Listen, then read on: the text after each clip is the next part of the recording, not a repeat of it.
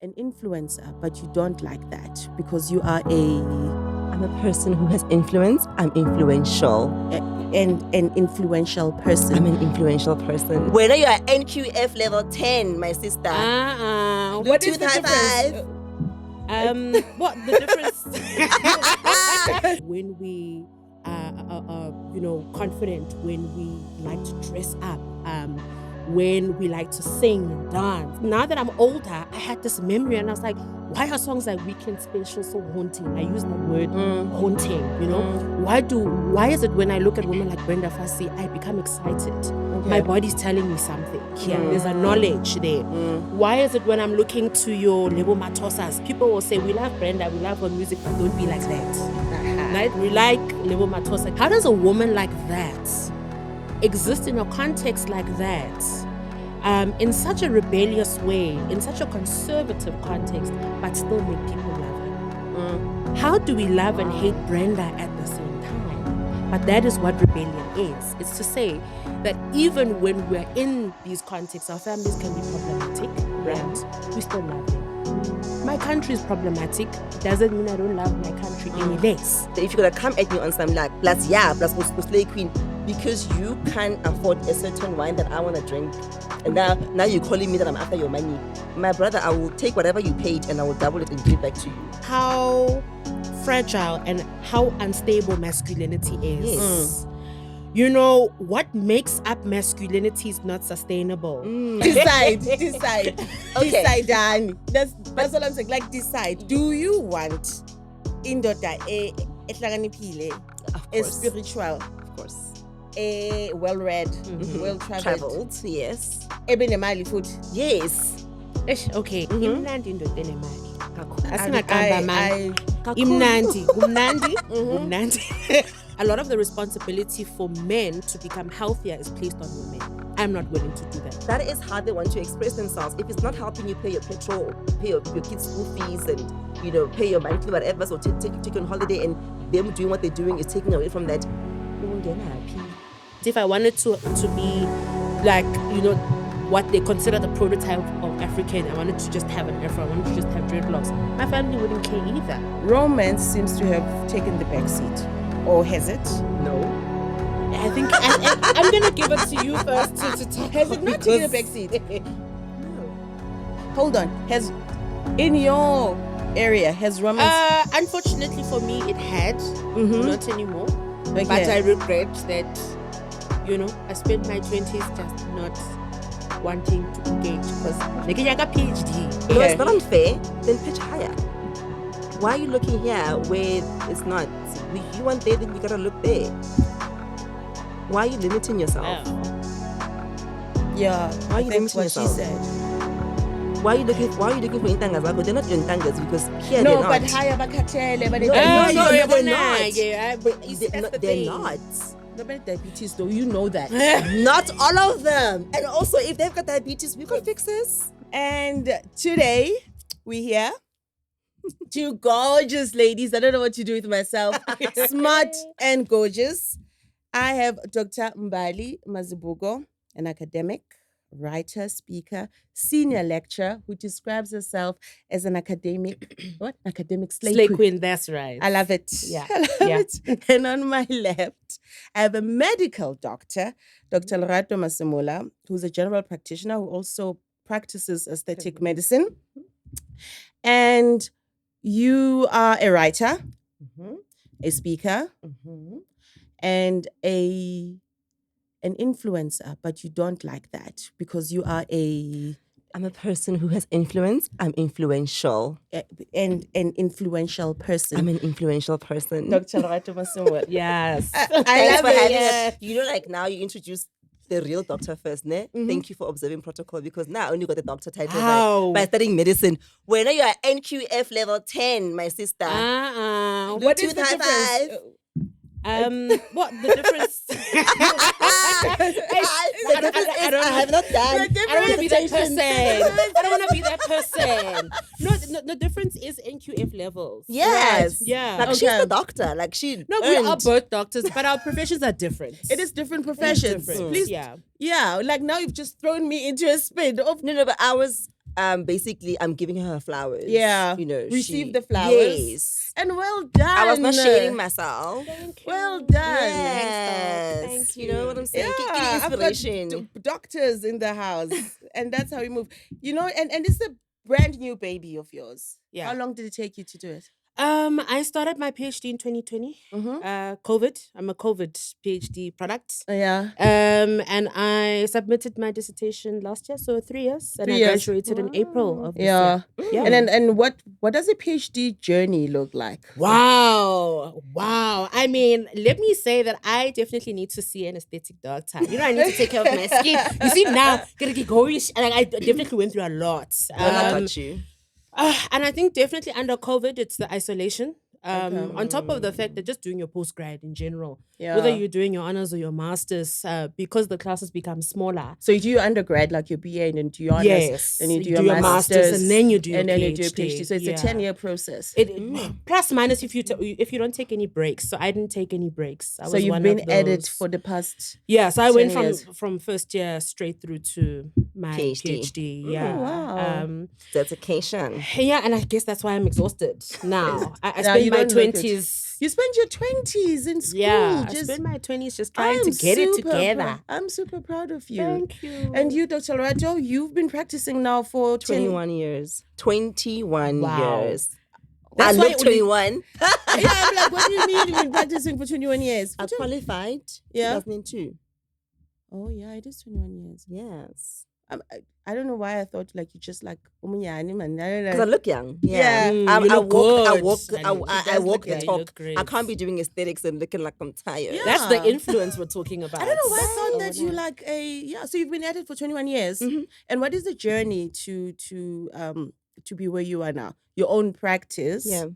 A big brand, Tari Health. Congrats. How long has that been? Since 2012, so 11 years. My 11 baby's years? 11 now, yeah. Yeah, okay. So what does it take? So you finish, you go to Medunsa, and then what did you do next? Then you do the 6 years undergrad, then it's internship. Yeah. Then it's community service, which is compulsory. Yeah. So that in total was 8 years for us. It's 9 years for the current graduates because they've added a second year to internship, right? Yeah. So then after that, you can decide whether you're going to academics and specialize or you're going to open your own practice, because after community service, you're an independent practitioner. You can basically go out into the unsuspecting public and start prescribing paracetamols. You know? Okay. Yeah. But I wasn't quite sure what I wanted to do in terms of specializing. And I think I ended up where I am now in a very organic manner. When I was doing my community service, I was working in a very remote, like the deepest rural, one of the deepest rural hospitals.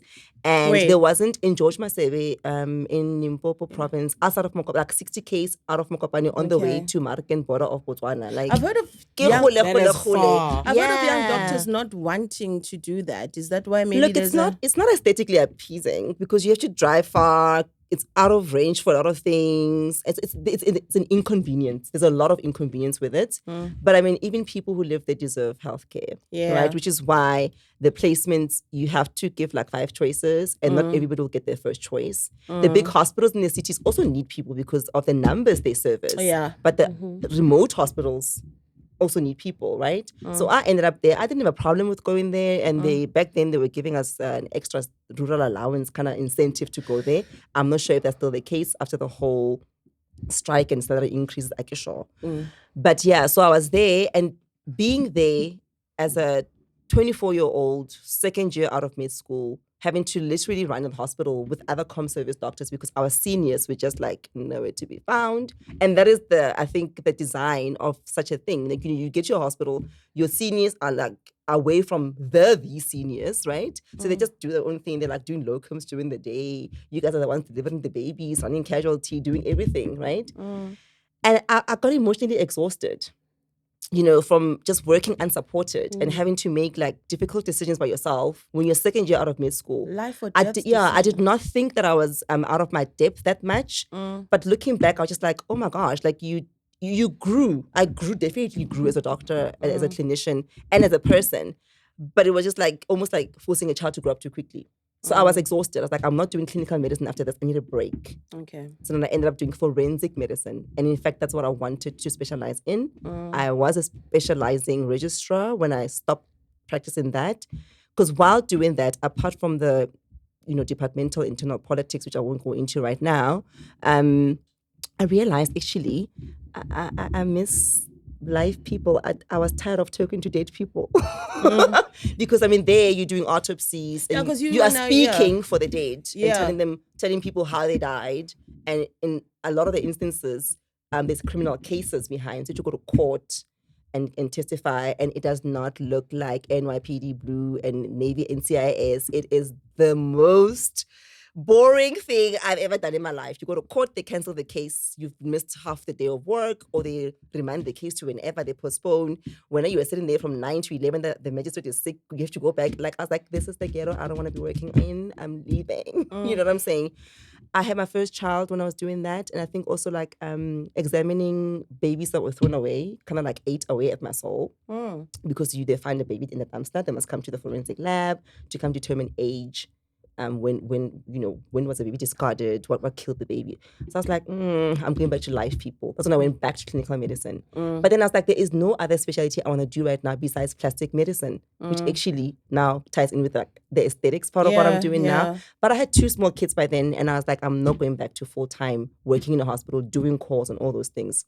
So I did GP locums until I was like, I can do this for myself. Then I'll open my own GP practice. Okay. And it's one of the fastest 11 years later, I'm still at it, and it's grown from strength to strength. I've moved from working in a pharmacy in a small space to working in my own space, which grew small, to working in a medical center at a building, and I'm working with other professionals.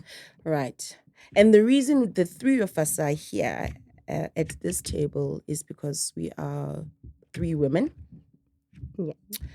And we're passionate about women in general. You deal with gender studies on a daily basis. And what it means to be a woman in South Africa today. You deal with women every day. Every day. I've been dealing with women's issues for the past 20 years myself. Dr. Mbali. Yes. You wrote here what I regard as a groundbreaking research of our generation. You titled it Rebellious Black Femininities, right? Femininity. Sorry, Rebellious Black Femininities. Embodiments of freedom, desire, and agency in South African popular culture from 1980 to present. And this is what I mean when I say of our generation, right?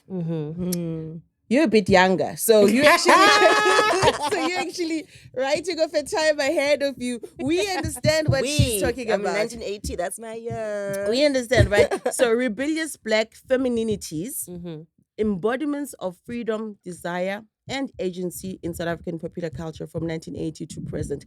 This is what you've been studying for the past 3 years. And researching and speaking to a lot of people and reading every day about. And this is what I believe you are dealing with on a day-to-day basis. Sounds at a about right. physician level, right? Even at an aesthetic level, because however you're feeling, it tends to manifest itself in your skin, in your appearance as well. So that is why we're here today. What does the title mean? Oh, wow. Actually, I just wanted to say, as Dr. Rata was speaking, I was thinking to myself, this is exactly what my thesis, it helps me to see. Just how assertive you are and confident, and how you own your narrative is such a beautiful thing for me. And this is what brought me to my work and what brought me to the title. It takes audacity, right, to own your space the way that you do. It takes audacity to be able to share in your journey as confidently as you can.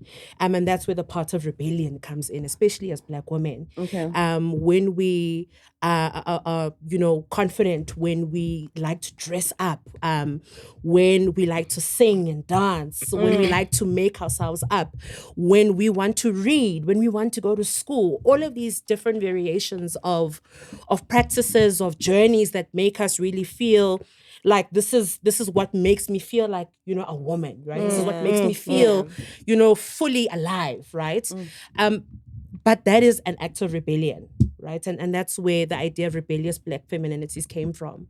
That title came from thinking about so many examples of Black women that I had seen either growing up. As you said, I'm the 80s is not when I was born in the 90s, right? But I was exposed to the 80s when I was quite young, because when I was growing up, women like Brenda Fassie were still household names. Yeah. Right? And it was now that I'm older, I had this memory, and I was like, why are songs like Weekend Special so haunting? I use that word, haunting, Why is it when I look at women like Brenda Fassie, I become excited? Okay. My body's telling me something. Yeah. There's a knowledge there. Why is it when I'm looking to your Lebo Matosas, this is exciting for me. This is what I want to be like. But also, I could never really explain or articulate in the public or to anybody that I love these women in that way, that I looked up to them, because they've been used as cautions, right? They're cautionary tales. People will say, we love Brenda, we love her music, but don't be like that. Right? We like Lebo Matosa, Ki Madibu saying, even that term, right, of Madibu saying is not a nice one. Someone calls you Madibu saying, it's a slur. It right? is, yeah. Unless they're your friend. You're too much, You need to come back. But that's where the notion of rebellion came in, because then I was like, what does it mean to own my space and my narrative, and to learn from these women that I've always felt so connected with, but I was told that I shouldn't be connected with in those ways. That's where the title came in, right? But then also in engaging with them, I think in more intimate ways, now actively spending time trying to understand these biographies, piecing them together, looking at the time periods. Brenda Fassie was in the 80s. This is one of the heights of apartheid, right? This is also a lot of black on black violence as well. It's quite grotesque, excuse me. And I wondered, how does a woman like that exist in a context like that, in such a rebellious way, in such a conservative context, but still make people love her? How do we love and hate Brenda at the same time? But that is what rebellion is. It's to say that even when we're in these contexts, our families can be problematic, right? We still love them. My country is problematic. It doesn't mean I don't love my country any less, right? But what it means is that even in that problematic context, even within that violent context, I can still make room for my true, authentic self to come out.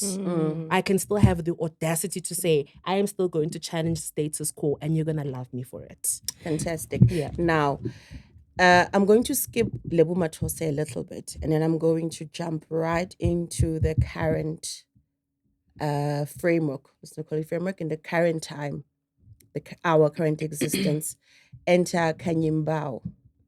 And just before Kanyimbao, or just as we're introduced to Kanyimbao, we are then introduced to the term slay queen, which is where you end your research with, right? How from Brenda Fassie to slay queens, Black women in particular, and this is very important, Black women in particular have embraced their rebelliousness, is that it? And stayed true to themselves right up into the slay queens. Why is the term slay queen problematic for you? Is it problematic? No, it's not. Tell me about the term slay queen. When I say slay queen, what do I, here's when you slay queen, what do I do to you? I mean, again, it's not a problem. Yeah. For me, you understand? For me, it's not a problem. And this is why I'm using it, because it's become a problem. This is when then the national culture of South Africa comes in, right? We panic. Because now we start to see, women are slaying. Yeah, they're slaying now. They're becoming too confident too.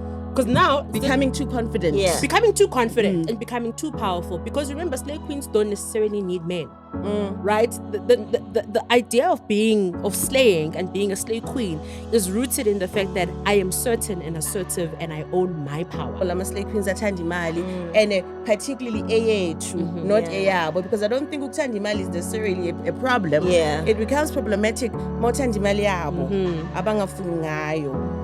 But when abayakufuna, angithi usaslay. Yes. Usathanda amadoda anemali. Yes. Manje ukuslaya kona lokho. Usaslaya ngithi. Yeah. Okay. I'm slaying. I get you. We're slaying these men for their monies. Exactly. And I'm picking up a lot of young men in particular. They are very resentful towards these particular women who present themselves or who would fall under the category of the women who are slaying it, or the slave queens. The young women in particular. You just got to the answer and I wanted to. I was afraid to say that. If you're going to enter my space and you want to entertain me in that manner, you can't downgrade me. You know, you need to be on my level or above. Do you want to add to that? Why has it become a problem? It's become a problem because it has been hijacked, right? It has been colonized by a patriarchal framework. The term slay queen, right? It's actually not even a term, it's an instruction. And I write about this in my thesis. It comes from ballroom culture, drag, right? In drag culture, when you have all of those performers, all of those queer people coming out and they say slay, queen. They are saying to you, yes, honey, do it. Slay it. You know, in your wig, in your outfit, in that dance, as you're voguing, slay it. Come through with it. Give it to us. Right? And so we have borrowed from this rich queer history. Yeah. And I think it's also very important, right? You know, heterosexual, heteronormative women, we're not an island. We borrow a lot from sexual diversities. Yes. We are, you know, and as much as these communities are very distinct, we're very connected, right? And we work together. And so for me, using the term slay queen now in this current moment is reclaiming also, I think, a queer narrative that has been erased, but that also has not been acknowledged in South Africa in particular. Suddenly, when we started to see, the first time we started really, the first few moments where we started to see and use the term slay queen, initially, these were beautiful women. These are women that were doing the best in their work, right? But these are women where, you know, they would dress up and these are accountants, these are medical doctors, these are whatever it is, and they look great. And they are, you know, slaying it quite literally in their professions. And this is when then the national culture of South Africa comes in, right? We panic. Because now we start to see, women are slaying. They're slaying now. They're becoming too confident.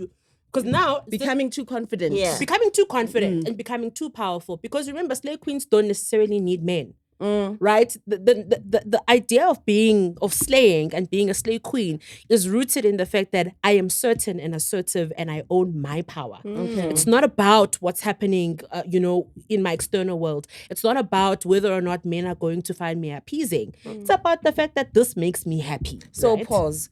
Why is it then that a colloquial, and now this is a question to both of you, why is it then that a common, if I was to go do vox pops in the streets, a common or a colloquial understanding of what a slay queen is a gold digger, is, you know what I mean? Is somebody who is, it has become, and I don't want to call it as yet because we're still having a conversation, it has become somewhat, as you say, colonized by patriarchy or by patriarchal frameworks, whereby the man now decide, no, lama slay queens athanda imali, and particularly AA too, not AA, but because I don't think ukuthanda imali is necessarily a problem. It becomes problematic. Mothanda imali yabo, abangafuni ngayo, but when bayakufuna.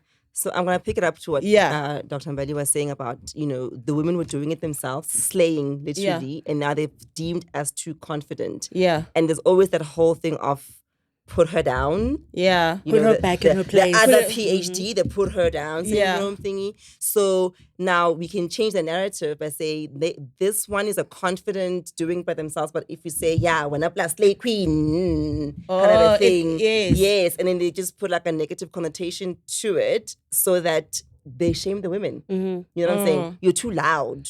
You're too confident. And you're too loud, not necessarily in your voice, but in your head. Wherever you are. And you're making yourself. It's the embodiment, and that's where the title is coming from. You're too loud in what you are embodying. Exactly. Right? Because an embodiment is also the presence that you're giving off. It's a situatedness, a presence in the body. And there's an irritation that causes when people are able to see. You know, people like to say, oh, when she walks into the room, everyone stays. That's an embodiment. Right? And I think that's what slay queening, that's what it helped us to do. But also with what you're saying, Doc, I think it's very important that even if there are women that identify themselves as slay queens, right? Because they believe in some kind of a transactional relationship situation. I am not condemning that. Okay. I am not condemning it. If they are owning it. If they're owning it. That's it. Okay. My biggest thing here is let the narrative come from the person who's embodying it. Okay. That's it. So if I'm to be a slay queen, and it is for a transactional monetary reasons, Mhm. that, transactional relationship, I need to own it. Is that what you're saying? Is that where Not that you need to. That's not what I'm saying. I think what I'm saying is, how I'm reading Slay Queen is not limited to my reading. So I'm Yeah. speaking about this powerful, assertive sense of self and all of that. Mm. I am saying that there are other women that identify themselves as Slay Queens because, right, it offers them some kind of monetary value Yeah, that comes okay. from Yeah. romantic or sexual relationships with men. I am saying that there's still nothing wrong with it, right? I hear you. But it's that the self-naming, right, is it comes from them. Yeah. Right? It's not as you said, wena Slay Slay queen. Queen. Wena Kufanele uzisho. You must. I need to saslay. Yes. Usathanda amadoda nemali. Yes. Manje Ukuslaya kona usaslaya lokho. ngithi. Yeah. Okay. I'm Manje, slaying. I get you. We're slaying these men for their monies. Exactly. And no, exactly. It's Okay. like, do you? okay. So why is everyone upset at them? Because you make sense to me, right? Like, to me, you make sense. So why are so many? And this is what I've picked up. I'm picking up a lot of young men in particular. They are very resentful towards these particular women who present themselves or who would fall under the category of the women who are slaying it, or the slay queens. The young men in particular. I can't afford them. You just got to the answer and I wanted to. I was afford them. Say that. But it is that. You see what you like, what you can't afford it. Keep it moving, brother. Keep it moving. pushing. Let the older generation But I man who also just like, want come the babe, beauty- come sit next to me because I like what I see and I want some. It makes me look good. It improves my confidence. And I have the money, it's okay, because if it's in that regard of transactional whatever. But I mean, even if it's from a woman like Dr. Mbali, and you know what, actually, I've been called a slay queen, and I just quote Beyonce, and I'm like, and I slay. I slay. Like, what's wrong with slaying? You know what I'm saying? And then you meet your equal, much more mature man, or maybe an equal age, whatever, but they financially can afford. Yeah, who's the been- things yeah. that I can afford myself. Because if you're going to enter my space, and you want to entertain me in that manner, you can't downgrade me. You know, you need to be on my level or above. You know what I'm saying? So you enter the space and then you're good with it, then it's fine. But if you're gonna come at me on some like plus slay queen, because you can't afford a certain wine that I want to drink, and now you're calling me that I'm after your money, my brother, I will take whatever you paid and I will double it and give it back to you. Do you want to add to that? I think there's that, right? There's definitely that.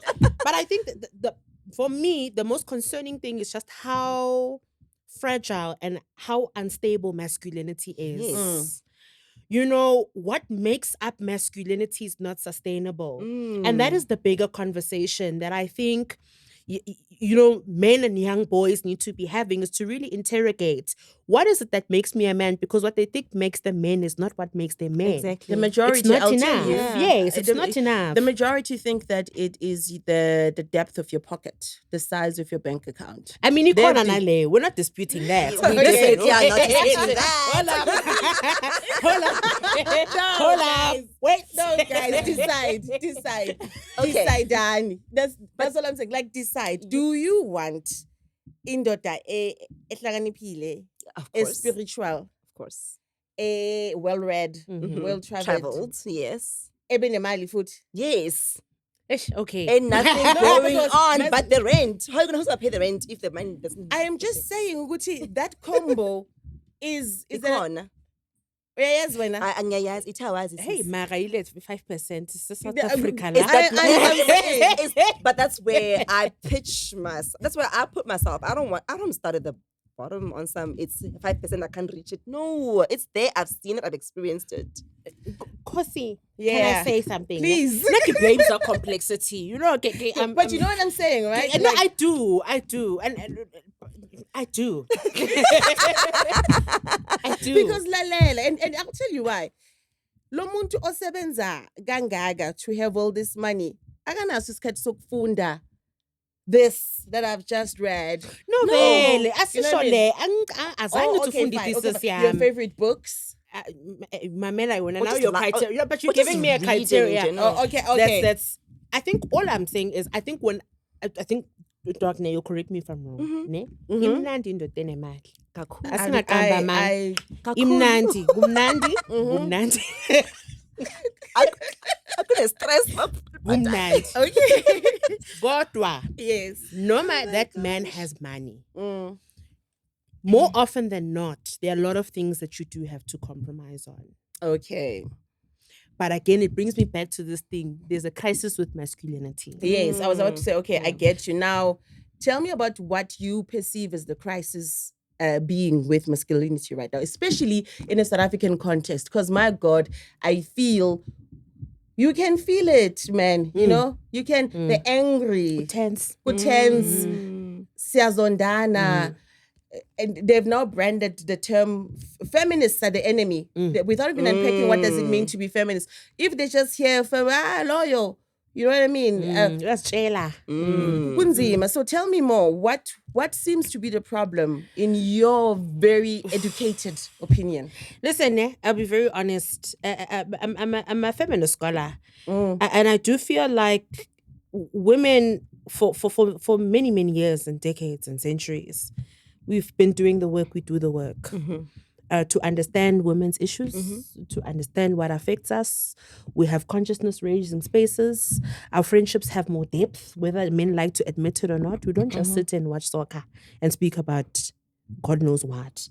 There's depth. There's something that happens. But it's even in that, is that when men are sitting together, are they able to say, hey, I'm in this way?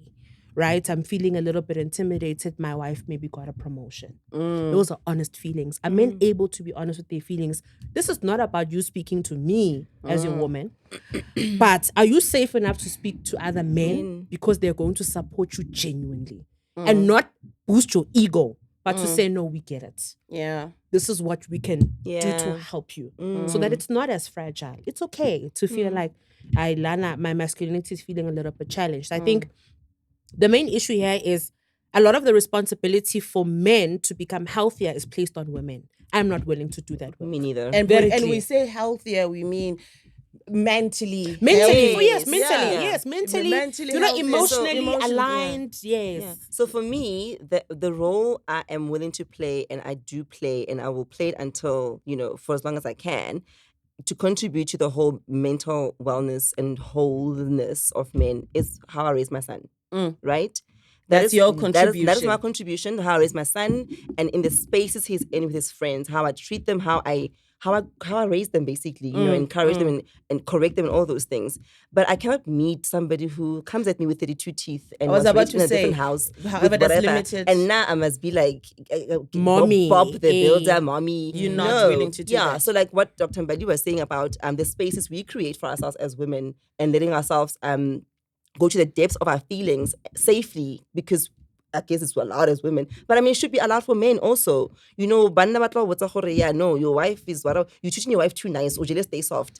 Like those kind of things, like why? Not, you know what? I like the way you treat your wife. She seems genuinely happy. Yes, we know her relationships are not perfect. But maybe you can give me a tip or two, because I'm having issues with my wife about this. They don't do that. They don't do that. They tell you, no, you just stay soft. You're a simp. You're a simp. You know what I'm saying? So yeah, I mean, it's not all men, obviously. No, There are men who are in touch with their inner feelings, and they talk to their friends in those spaces. But it won't be, we can have a conversation with 4 or 5 women and go deep and be vulnerable. When at the braai, where there's 6 or 7 of them, they're going to talk nonsense about sports, alcohol, and derogatory terms around slave queening and who they ate and who did whatever. And it ends there. It'll never be, my guy, I heard you hit your girlfriend. Guys, intervention right now. This is not on. Are you going to see a therapist? What is the problem? We all have childhood traumas. Why are you taking it out on your wife? It's never that.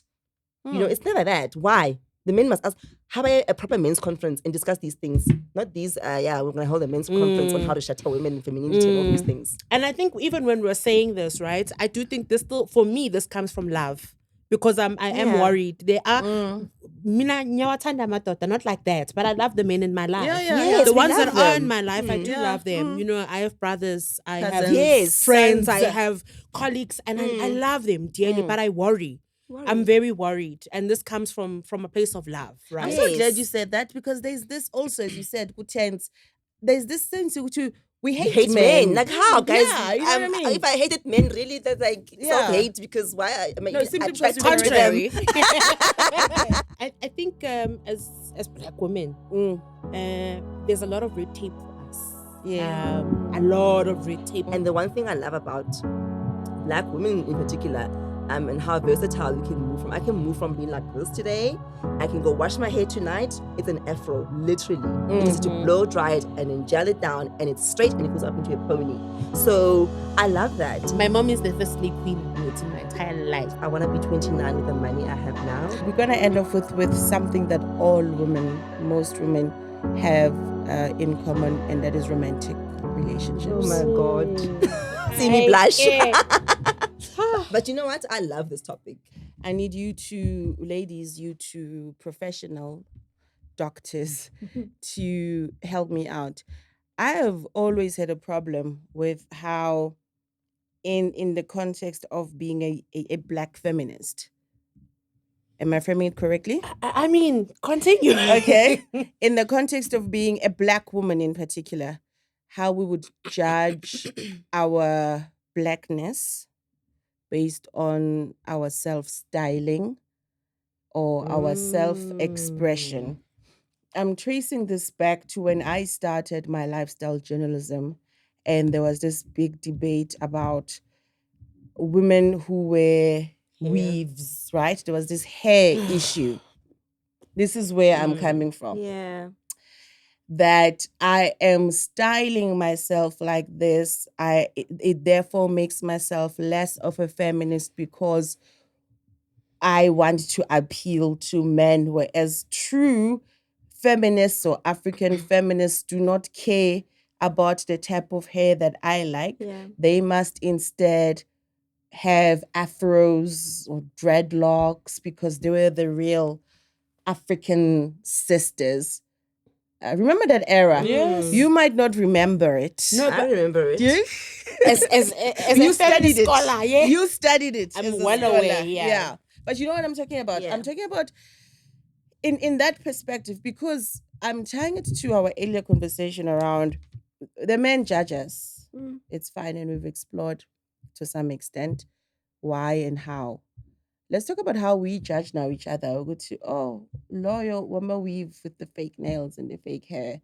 And what are your views on that? Working in that space? Because you get women who want to come and they want to look a particular way and they self themselves. Yeah. Can you place yourself within what I've just spoken about? I can, because I've lived it. You know, Okay. and I've lived it on observation, and also as a younger woman who was not mature enough to recognize that when I'm judging people about how they look, it has nothing to do with them. You know, so I've since grown because I've lived long enough to call myself on some. You know what? When you were 22, say Kosi wears a wig or a weave, and therefore she's a fake. It's not real enough because when you had an afro, Yeah. that was wrong. You know, because people choose. I mean, self-expression for me, it's about the person. It's about the self. It has nothing to do with when Rato woke up, how they're going to look at me. It's about how, when I wake up, how do I feel about myself, about the way I look? What look do I want to present out there into the world? And the one thing I love about black women in particular, and how versatile we can move from. I can move from being like this today. I can go wash my hair tonight. It's an afro, literally. It's just to blow dry it and then gel it down, and it's straight and it goes up into a pony. So I love that. And it's like our magic superpower. So why would that be problematic? You know what I'm saying? So in my industry, when people come and say, yeah, I want to look a certain way, I want to lose some weight, I want to improve my skin, I want to do this, that. For me, it's, what is the greater reason? It must not be about the man or the friends or being shamed. You know, you want to lose weight because you want to fit into a dress for your friend's wedding, or are you concerned about your health? And then we discuss holistically what I'm going to do for you. And that's actually the space that I want to practice aesthetics in. It's not about, I'm going to quickly give you big cheeks. I will do what the patient wants to a degree, you know, to how comfortable I am, because I also don't do plastic faces. That's not who I am. So I practice the medicine that I want to practice, not what people demand off of me, right? How I express myself also. So it's a very tricky thing, because then somebody might walk in with self-esteem issues, and then then I see a gap for me to be like, but go, you rock your weave, rock your wig if that's what you want. It's not about, if you're not hiding anything, but you felt, with my afro, I'm a certain way, you might not think that I can afford my, whatever the reason is that you know, so then I can add a positive spin to that. But I'm just like, everybody in this world, there's like 8 billion plus people. There is space enough for everybody. Everybody can coexist. You know, you are naive and foolish to wake up out of your house and be like, yeah, this one is doing this because of this. You don't know why people express themselves the way that they do. All I can do is appreciate, give them the space to express and be like, I like this energy. If I don't like it, I remove myself. Nobody's forcing you to be friends with people who wear weaves if you don't like weaves. And you keep quiet. So why must you say, yeah, but you're nobody weavy? What's it to you, my sister, my brother? What is it to you? Because that's you calling them those names that you call because of the way they choose to look. Whether they're wearing very, very short skirts, or they're wearing crop tops and their tummies are showing. That is how they want to express themselves. If it's not helping you pay your petrol or pay your kids' school fees and, pay your monthly whatever, so take you on holiday, and them doing what they're doing is taking away from that. Okay. But you have been said, and I think I can also say it, you don't look like an academic. Apparently. Apparently. I've heard that one before. Apparently. She looks like a slave queen. Exactly. Slave queen, right? Like, Yes. yeah, you've heard that before. Yeah. What do academics Look like? Yeah, what are they supposed to look like? I think as Black women, there's a lot of red tape for us. Yeah. A lot of red tape. There's always red tape, either about how you must look when you go to church, Yes, right? yes. Or how you must look when you go to the office, right? And now we're talking about in the context of other Black women. Yes. Even Nati. Even Nati. I mean, we grew up, I think, in very traditional Black families, and a sense of when you go to church, you must wear skirts. You must tie your hair, you must, or whatever Cover the your case shoulders. is. When you go to work, kufanele ufake blouse in your And it is other women. On a rock. And most it's that training. It's that Yeah. training we get from our mothers, our grandmothers, or And whatever. here's my point. It is usually other women who police, Yes. who make sure that Absolutely. they police these norms, right? Yes. It is, I'm sure the man would say something, but it usually would be a woman who says, Yes, "Hebo, we're very I'll go corrective. Yes, corrective. Yeah. Hey, you know, Why moral are you in panic. those shorts? You're a mother of 2 children. yes, it's a I lot. want to get back to that. I want to. There's a lot. Your shorts are too short. Yeah, but you see, with that, with not presenting as an academic, Yeah. the women in my family are incredibly stylish. Okay. Incredibly. My mother doesn't look like my mother. Very stylish. My mom is the first slay queen I've met in my entire life. Lovely. My mother cleans with heels, right? That's the kind of woman that she is. You understand? And so in comparison then to the broader family that isn't like that, right? That's where the correction was coming from. Yeah. It wasn't coming from my mother. It wasn't coming from my aunt, who's my mom's sister, because that's my, that was my immediate, maternal kind of space. And reference as well. And my immediate reference, these stylish women that were like, I grew up, I was a chubby baby, but crop top, my mom was like, umntwana ntombazana umncane, you must wear isicebe. Why you not? It's your time. Why must you worry about folds and whatever? It's your time. Just do whatever you want to do to your body. And so for me, then presenting this way, it's not new. It's not because I wanted to disrupt academia. This is who I am. And this is also a way of archiving this memory that is in my family. This is a tradition. Also, you look like this. We take care of ourselves in a particular way. Yeah. And I cherish that. And I think I'm so lucky to have fallen into the hands of that tradition, because I also enjoy it. I'm not forced to do it. Yeah. If being funa ukuba different, if I wanted to be like, what they consider the prototype of African, I wanted to just have an afro, I wanted to just have dreadlocks, my family wouldn't care either. Exactly. So for me, that's where I learned that from. It's just always show up the way you want to show up. Lovely. Talk about how you present. You've heard this before. I know you have heard this before because we've spoken about it before. You don't present yourself as a doctor. And most critically, what bothers me is as a mother. Yeah. Your your shorts are too short. Your skirt is too high. The Talk to me split about is too long. Yeah, your slit is too long. How does that present itself to you? Like, So it took a while for me to step out of those corrective things that we grew up around. I did not grow up with my mother cleaning in heels. The women around me, literally, you must cover up. Yeah. You know, they wear I think every culture has like their names for it. And then, but give me like these dresses that just look like you're like frumpy. Like they literally like there's no they take away the femininity of everything for me anyway. Yeah. You know, and then they have to be knee length or longer, and then you must wear a doek and all those things. And I mean, like, I could not resonate with that energy. And the minute I could actually have my own voice on some, I will choose what I wear without anybody saying, because now I'm buying my own clothes. Yeah. I was like, that's it. That's how I'm going to express myself. So yeah, Lerato is the primary person. You know, how I dress is not about I'm dressing because I'm a wife or a mother or a doctor. Yeah, I will go to work in appropriate clothes for the environment. For the environment. You know, as much as I won't go to the beach in my white coat, Yeah. I will not go to work in my bikini, kind of a thing, right? So I express myself with how I feel in a setting I'm going to be in. So professionally, I'll be professional. But I can go to the mall with my kids and we can literally be wearing the same things, bum shorts and tank tops and flip-flops. And you won't know who's the sister, who's the mother. But because my kids don't care, they just want their mother around. You know what I'm saying? They don't care like, oh, my old yeah, they just want their mom around and you know, to be there to pay for stuff. You know?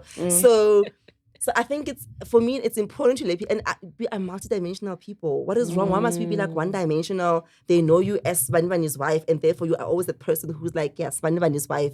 Guys, life is too short. You know, if I wake up today and you say I'm gonna cut my hair bald and I'm gonna get a tongue ring, so be it. You know, like it is what it is. Yeah.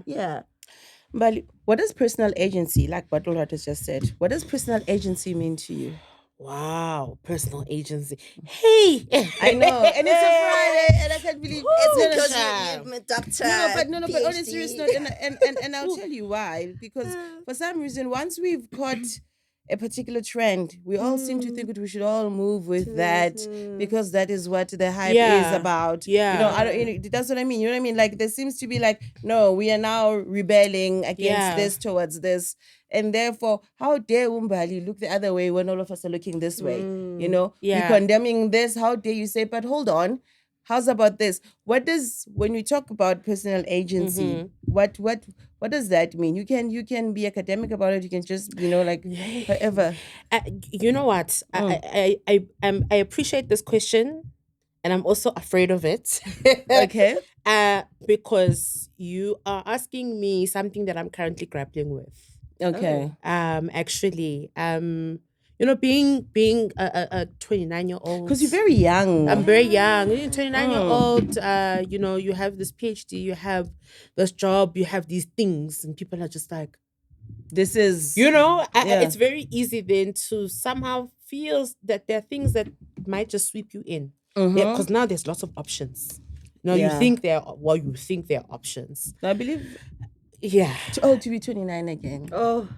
You think that there are options and you think there's time and all of these things. And the more I try to come back to fight, I think the mental health breakdown that I've experienced since getting my PhD, I was struggling with agency because I was really trying to find where is Mbali. Right? What does Mbali want? Yes. Professionally, if they say Mbali, there's an opportunity, is this really what you want? Or is it because it's the tide? It's the tide. You know, so you must, that's you know. And now I'm at a point where I'm like, I think personal agency is starting to, I don't know what it is, but it's starting to, for me, look like always coming back to what I know is going to fulfill me. And in me coming back to that honest place, it's a very difficult process.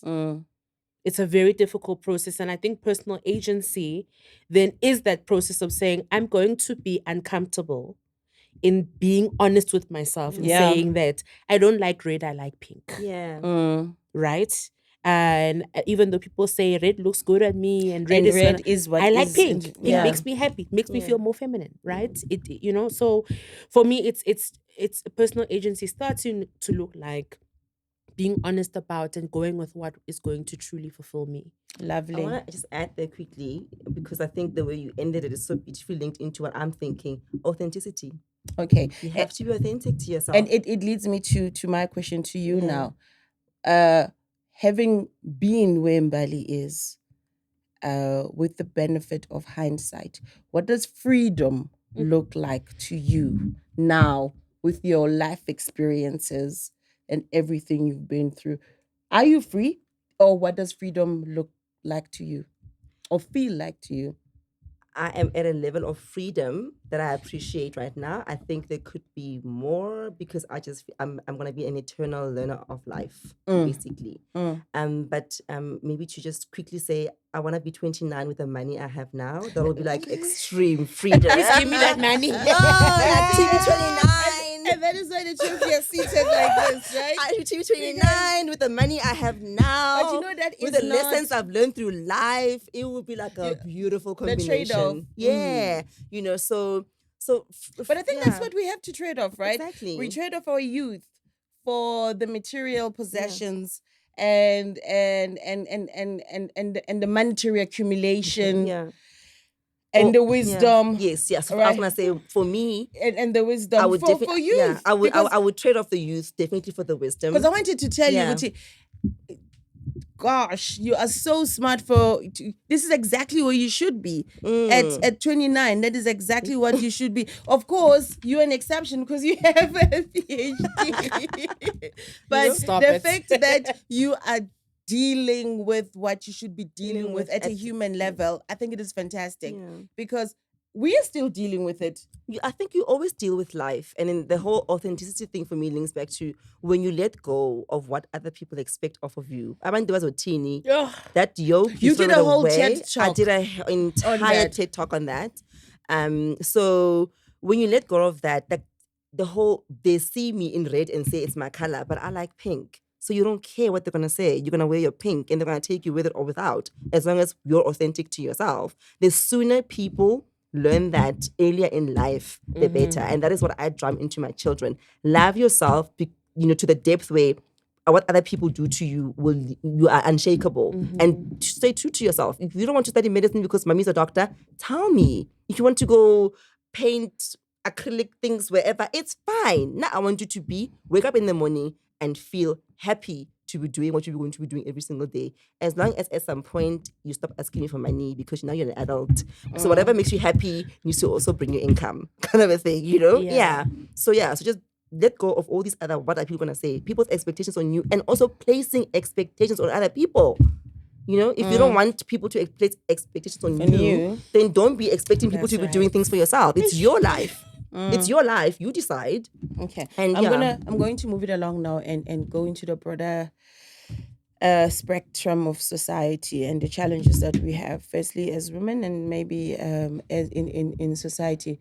Omam Pregalia Bam says that as women in general, within our society, we've slowed down our progress as opposed to immediately post 94, because post 94 there was a whole sense of us.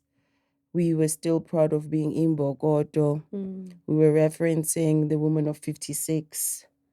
And we were embracing concepts like Black empowerment and female empowerment. Remember the whole thing? Yeah. We had social themes like Bring a Girl Child to Work Day, and we did that, and then we moved as a collective up until a point when we no longer did, because we so many of us had reached where we thought this is as high as we could reach, and then we kicked the ladder after us. And ever since that, which she does not place with when that happened exactly, we started dropping the ladders. She says there was a point when we used to drop the ladder for ones to come after you because it was necessary. She says, but then there was a time when we got there, somebody must have kicked the ladder after them. We don't know who. And then everybody just started kicking ladders. And now it is every woman for herself. As opposed to there was a time when we were, let's move together. Any thoughts on that? Oh, I mean, that's very layered. Very, very layered. I think what you're speaking to a little bit is the individualization that has happened. Yes, of progress and benefit. Of progress and benefit, especially as women. I think also that there's definitely a big visibility and an increase in these empowerment programs, even from us, or pad drives and things like that. But then it begs the question of, are we really walking with these younger girls, really? Or is this a tick box exercise where we collect some pads and we do and we post adverts and then we post? Because that's also the other issue. Consumerism, consumer culture, and that now there's this visible. You need to curate. I get it. Everything is content. Yeah, content. So then it's the question is, are we being meaningful in the work that we are saying we are doing, or is it just still an individual exercise? A self-enrichment. Yeah, self-enrichment. Because this is going to go on your gram. Yes. I get it. And self-validation. And I like that question because it forces me to be honest with myself as well. And in this moment to say, I'm not doing anything actively. Okay. That can help an actual community of girls. Okay. It could be passive, right? In the sense that someone sees, oh, she's so young, she has this, she's done that, she's done that. I think I want to tend to, I don't know if that was a question, but maybe I'll say I want to tend to your provocation more as now a reflection on my part. To say I don't think I'm doing anything actively. I cannot point to a specific community and say this and this and that and the other's what I'm doing. There's little bits of projects and things that I do here and there, but also then my consistency, it's not where it should be with regards to to that kind of community work. Again, because of what? All of my personal and professional obligations, going back to the individuality, is that it's so also hard. I don't have a capacity. I don't have the time or the space to breathe and I'm actually going to sit and do that. And so I think the other thing is I think our ambitions now are much greater than they have been for women in the past. Obviously, I think women have always labored. They've always worked. Women have always provided. But I think now now we're becoming a little bit more professional. Now we're going to school a little bit more. The demands on our time are a little bit different. Yeah. How are you experiencing it? It's true that it's actually extremely layered because you talk about capacity, where women are doing professional things, corporate spaces, business, and they must still come home and be mothers. So you're looking at your own children first before you look at other people's children. Because I was about to say that, I suppose if we were to unpack it, with the throwing back the ladder, do we even have time to invest in a succession plan in your immediate environment, right?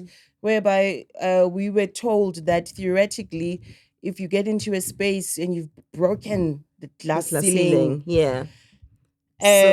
make sure that others come. But it is so hectic there that you struggle to uplift others, which you should. For me, I think I'm fortunate in that my work or my practice allows me or gives me an opportunity to mentor young girls. Yeah. In fact, I don't actually leave it to just girls.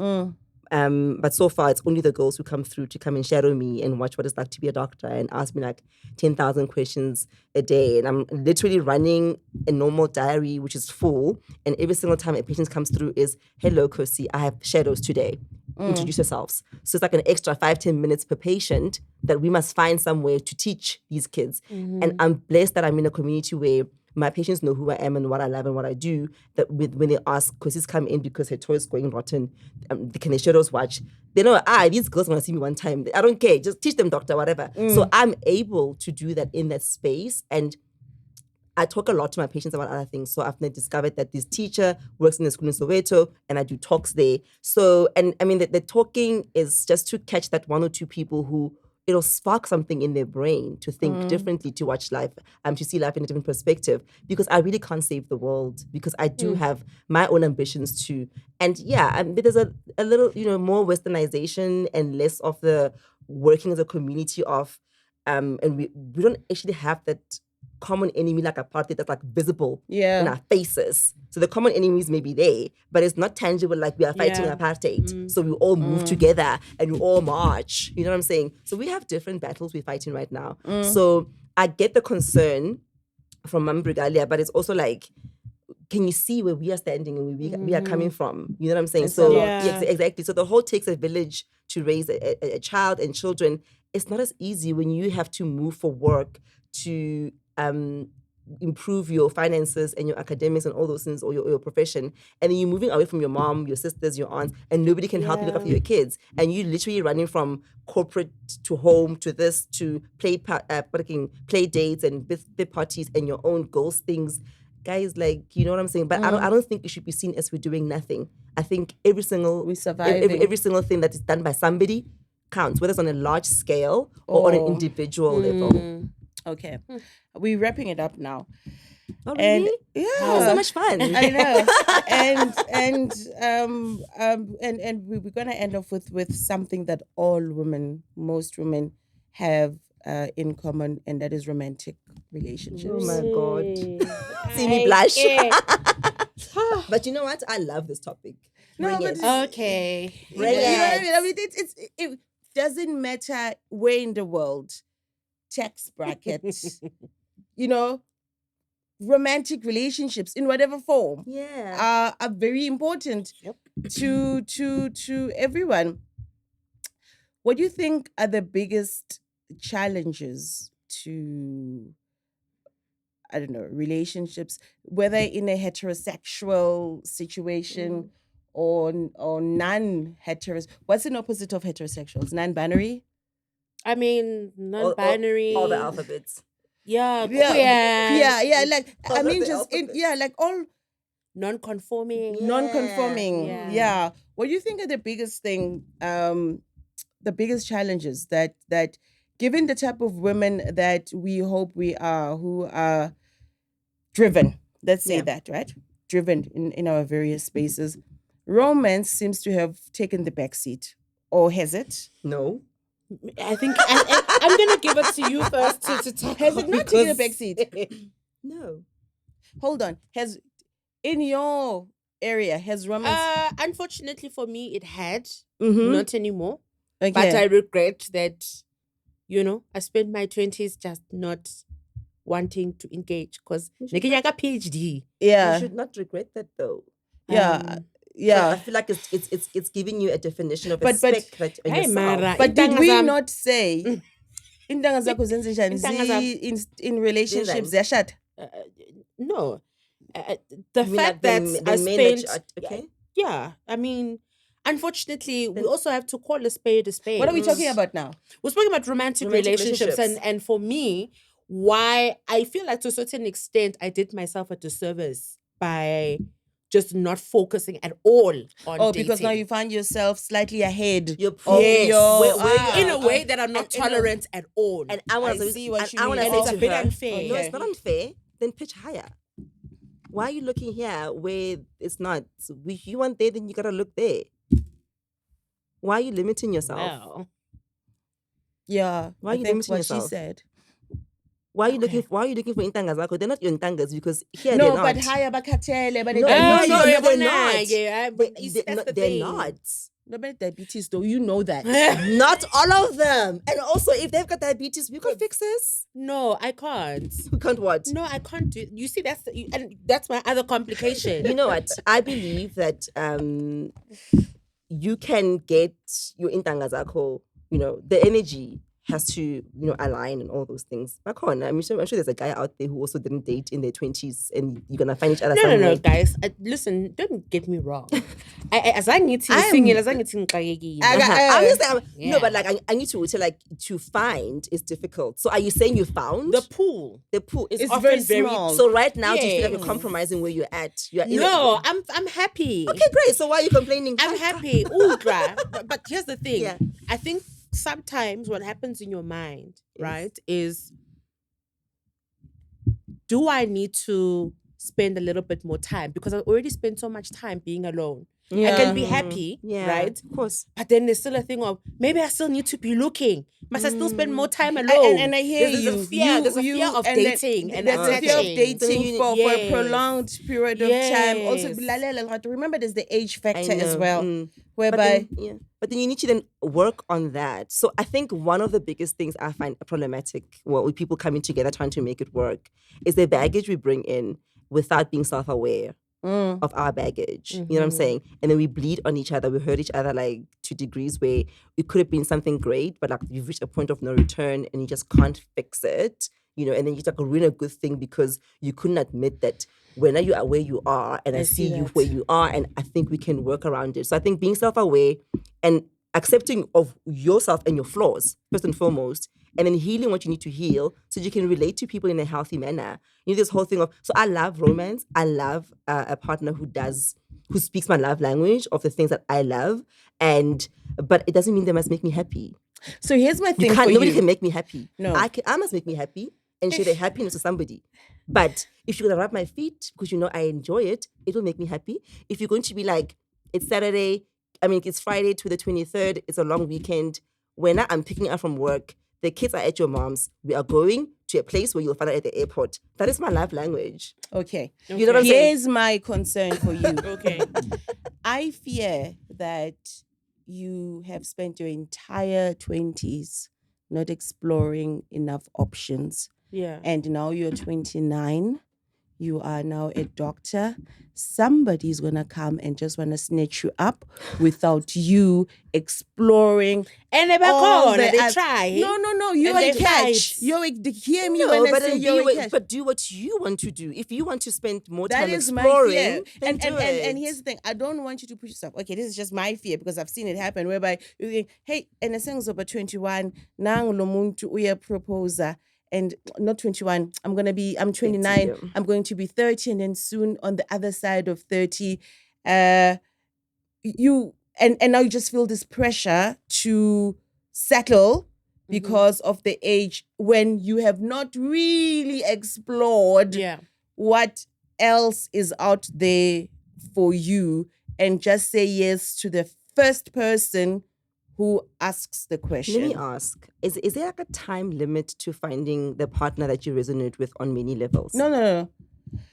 Are we chasing a time? Know. I also don't know. I want to The say thing there isn't, because I know people who found the most beautiful connections and companions and romantic love relationships At after whatever 40. stage.